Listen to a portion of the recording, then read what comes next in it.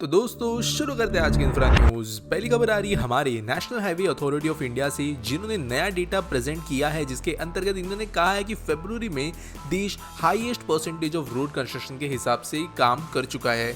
यहाँ पर 42.03 kilometre of highway per day के हिसाब से कंस्ट्रक्शन हुआ है। और यहाँ पे दोस्तों एक अनफॉर्चुनेट बात ऐसी है कि जो टोटल कंस्ट्रक्शन ऑफ रोड हुआ वो पिछले साल से वैसे 7% कम है, और जो सिर्फ ये फरवरी का डेटा है उसके अंदर ये नंबर बढ़ाया है। फ्रैक्शन के हिसाब से देखें तो यहाँ पे जरूरी था कि पूरा का पूरा ओवरऑल कंस्ट्रक्शन बढ़े, लेकिन उसके अंदर वैसा डिफरेंस नजर नहीं आया है। अब साल वैसे बचा हुआ है और अभी अगला फाइनेंशियल ईयर भी शुरू होगा, तो देखते हैं किस तरीके से ये कंस्ट्रक्शन किया जाएगा। अगली दोस्तों जो खबर आ रही है वो है हमारे देश के डिफेंस से रिलेटेड, जहां पर हमारे जो defence minister mister Rajnath Singh, उनके द्वारा प्रपोजल्स को अप्रूव कर दिया गया है 70,000 करोड़ की, जिनके अंतर्गत हमारे डिफेंस फोर्सेस अलग अलग चीजों को प्रोक्योर करेंगे। 60 यूएस मरीन हेलीकॉप्टर्स HAL से मंगवाए जाएंगे 32,000 करोड़ के, 60 made in India utility helicopters, marine and BrahMos supersonic cruise missiles, 307 ATAGS हॉविट्जर्स और कई सारे दूसरे जो बहुत जरूरी और एडवांस मिलिट्री इक्विपमेंट है वो मंगवाए जाने वाले हैं। अगली दोस्तों खबर आ रही है भारतीय रेलवे से, जिन्होंने ट्रेन व्हील मैन्युफैक्चरिंग के लिए प्राइवेट कंपनीज की मदद लेने का डिसीजन लिया है और एक कंसोर्टियम फॉर्म किया गया है टीटागढ़ वैगन्स और रामकृष्ण फोर्जिंग्स के बीच में, जो मिलकर एक स्पेशल पर्पस व्हीकल बनाएगी और 1000 करोड़ के इन्वेस्टमेंट के साथ में ग्रीन फील्ड प्लांट बनाया जाएगा ट्रेन व्हील्स बनाने के लिए।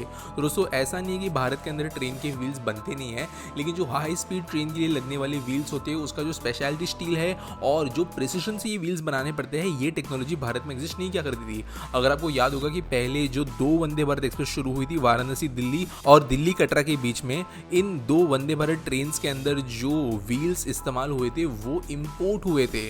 बाद में हुआ ये कि कोविड पैंडेमिक की वजह से ये जो 2 वंदे भारत थी और बाद में जो तीसरी वंदे भारत थी उसके अंदर बहुत बड़ा गैप हमें देखने मिला टाइम का, क्योंकि व्हील्स के साथ साथ कुछ और पार्ट्स का भी इशू था।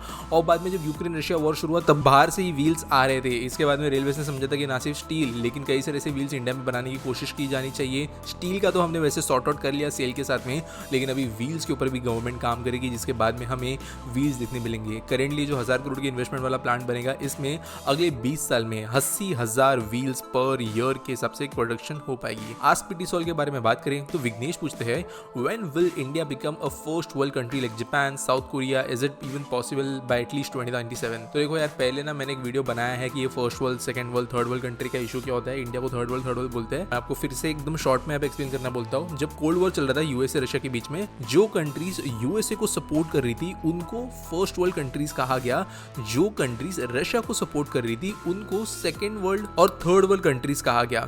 तो यहाँ पे ये कॉन्टेक्स्ट समझना जरूरी है कि जो ये first world, second world, third world वाला कॉन्सेप्ट है, ये किसी कंट्री के डायरेक्ट डेवलपमेंट से रिलेट नहीं करता।